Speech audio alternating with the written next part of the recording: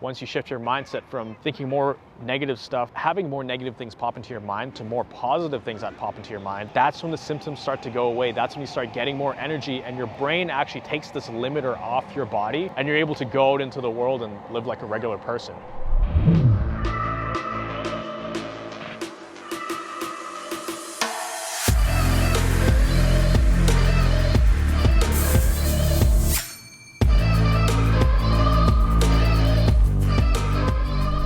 How's it going, guys? Miguel here from CFS Recovery, here pretty much in front of downtown Vancouver. But today I want to talk about something that I think all of us deal with when we're on the recovery journey, especially when we're in the thick of it. When we're at our worst, we literally feel like we're going to die and we feel like it's going to be the end of the world. And that's what I want to talk about today. We literally feel like our bodies are just going to give out. Because a lot of the times, when you're going into these dips and going into these setbacks, you're feeling like 20, 30, 40, maybe even 50 symptoms, so many symptoms that you can't even keep track of what's going on. And you literally feel like you're on your deathbed. And trust me, I know what that feels like. I've been through that scenario hundreds of times, but times where I really thought that I was gonna die, there probably about 20 times. And it's crazy because not only during that time, but after that, is when you really feel all the residual symptoms, the residual anxiety that doesn't really go away, and that fear and voice in your head that is always pestering you, telling you things like, oh man, is your heart gonna give out? Can you handle all this? Is your body just gonna shut down? Because, and there's so many times when I thought my heart would literally just explode because my heart was pounding so hard. And at my worst, there was a 2-day period for about 48 hours where my heart rate didn't drop below 120 beats per minute. It's crazy. I was wearing a Fitbit. I would check it every few hours. It got to the point where I was actually scared of my own heartbeat. I was fearful every time my heart beat. And the thing with that is it creates this cycle, this feedback loop of fear about the symptoms. And then when you feel those symptoms and they actually happen, then it's like confirming that there is a danger there. My heart rate is causing me fear. Every time it beats, I feel like it's gonna be the last beat and it's just gonna give out. It's gonna be the last beat and it's just gonna give out. And then it makes it beat faster, which makes me even more worried. And the worry leads to even faster heartbeats. And it just goes and goes until it's snowballs into this avalanche that you have no control over at that point. Hearing it from my doctor, who not only just said I'm gonna be completely fine and I'm okay, but hearing it from a doctor who understood my perspective and understood where I was coming from, and who has worked with a lot of people who have been through this and helped them heal, he told me, your body is very resilient and it's not as fragile as you think it is. You may feel like your heart is just gonna explode. You may feel like you're on the brink of a heart attack, but think of people who live till they're 80 or 90 years old, or even 60 years old. Think of how many times the heart beats in that lifespan. And although your heart rate is elevated, although it's beating faster than a normal person, you still have a long way to go. And the heart is meant to beat quite fast. The heart is meant to sustain for decades. At the time I was, 22 or 23, I was thinking that my heart was just gonna give out. Not only that, I was pretty sure I had brain damage or something because the headaches were so bad.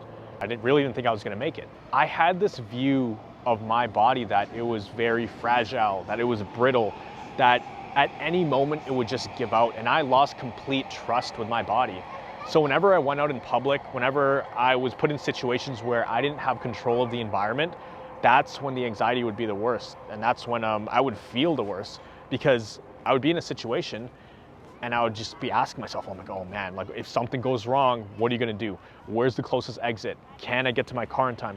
How long will it take me to drive home? It's not a good place to be. And it's a very negative place to be, but it's a place that we go as a survival mechanism.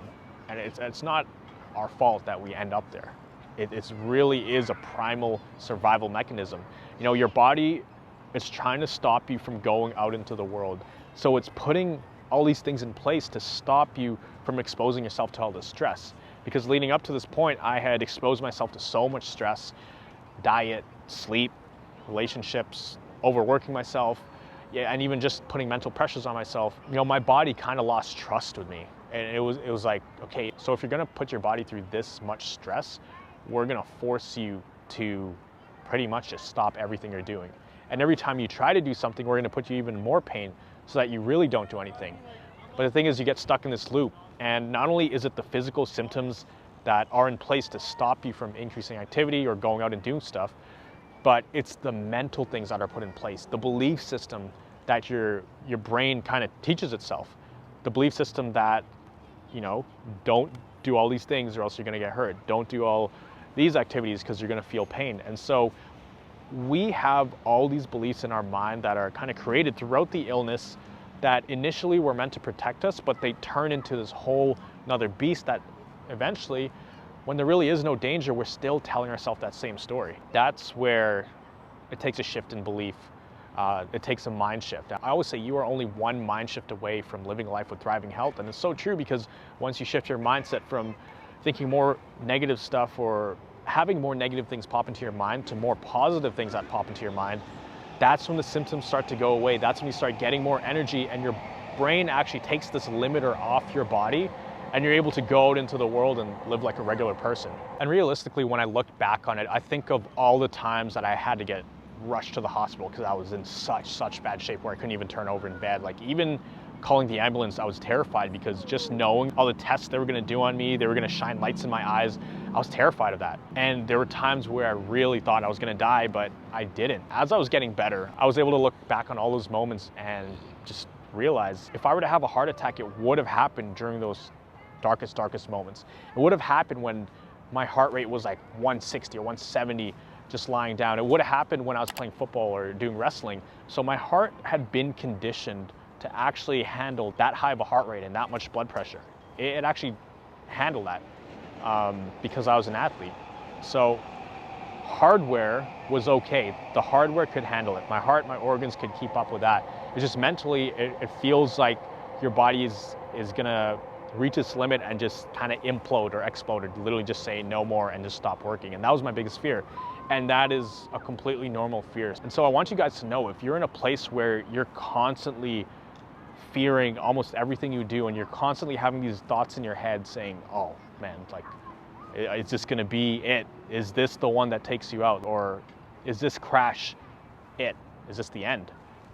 Your mind is gonna do that. Your mind is gonna tell yourself all these things, but what you have to realize is that this is a voice that's on autopilot.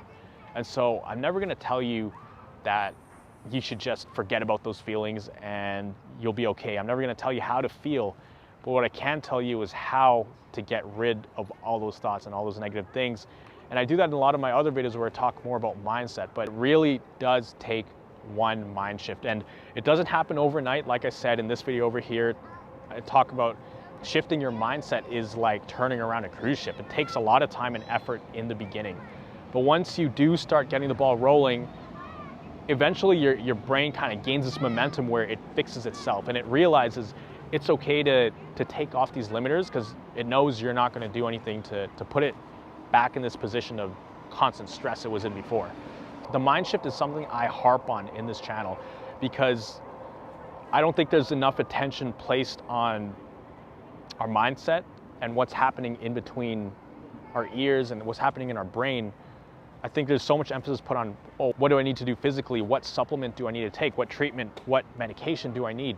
When really the real answer, like the way to really have a full recovery, a recovery where you don't just survive this thing, but you thrive from this thing, is gonna be the mindset shift. And if you're able to do that, you're gonna be able to live life so much better with so much less stress. Your threshold for stress is gonna be so much higher than just a regular person. I know it's hard to believe that right now, but I'm telling you, I've been through it, and a lot of people have been through it. That's pretty much the journey that they have to go on, but they become better because of it. So if you enjoyed this content, if you got some value out of it, make sure you hit that subscribe button, hit that like button, and if you haven't already, join our Facebook community of Thrivers. We're growing quite quickly. There's people all over the world joining for this one cause. It's cool to see everybody on the same movement, and it's just a way for us to come together and, you know, help each other out on this journey, because it can be very lonely going on this journey by yourself, and having a community is so important. I'll see you guys in the next video. Make sure you click that link below, join the private Facebook group. It's completely free.